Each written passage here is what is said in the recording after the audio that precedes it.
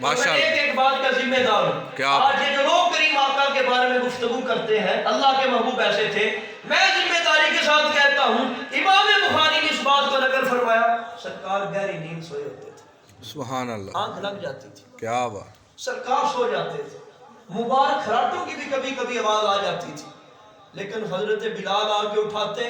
سرکار یہ نہیں فرماتے تھے میرا تو وضو ٹوٹ گیا ہے، بلکہ فرمایا صحابہ کسی کو پریشان ہونے کی ضرورت نہیں ہے، تم سوتے ہو تو تمہارا وضو ٹوٹ جاتا ہے، میں سوتا ہوں تو میرا وضو نہیں ٹوٹتا. سبحان اللہ بندہ کسی بتائے نا غیر مسلم کو ہمارے نبی ایسے تھے بشر اور زمانے سے بترے بشر، واہ واہ پاکمال بشر تھے جن کا مثل ہمیں بشروں کے اندر ہی نہیں ملتا.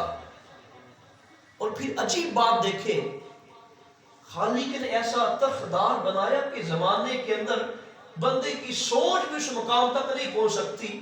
سیرت کی کتابوں کو اٹھا کے دیکھیں، صحابہ کہتے ہیں کریم آقا علیہ الصلوۃ والسلام کبھی موج میں آتے، ہمیں گفتگو کرنی ہوتی، صحابہ کا جرمٹ ہوتا نبی پاک صلی اللہ علیہ وسلم کے ارد گرد، سرکار درمیان میں کھڑے ہیں. اور آپ جانتے ہیں کہ سرکار کا جو قد انور تھا، قد مبارک تھا، وہ بہت زیادہ اونچا نہیں تھا، بہت زیادہ چھوٹا نہیں تھا، درمیانہ تھا، دیکھنے والے کو بڑا سونا لگتا تھا. اور بعض صحابہ کے قد اونچے تھے، بظاہر قد اونچے تھے.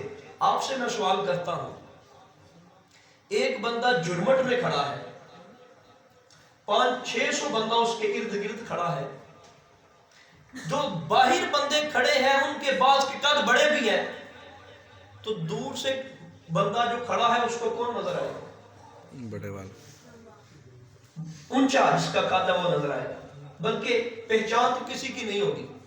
لیکن نبی پاک صلی اللہ علیہ وسلم کے بارے میں سیرت کی کتابوں کے اندر واضح لکھا ہے، سرکار صحابہ کے جرمٹ کے اندر کھڑے ہوتے، دور سے دیکھنے والے کو اونچے سرکار ہی نظر آتے. کیا بات ہے سبحان اللہ ہے بشر، لیکن یہ دنیا کے اندر کسی بشر کی صفت نہیں ہے، کسی بشر کی یہ شان نہیں ہے.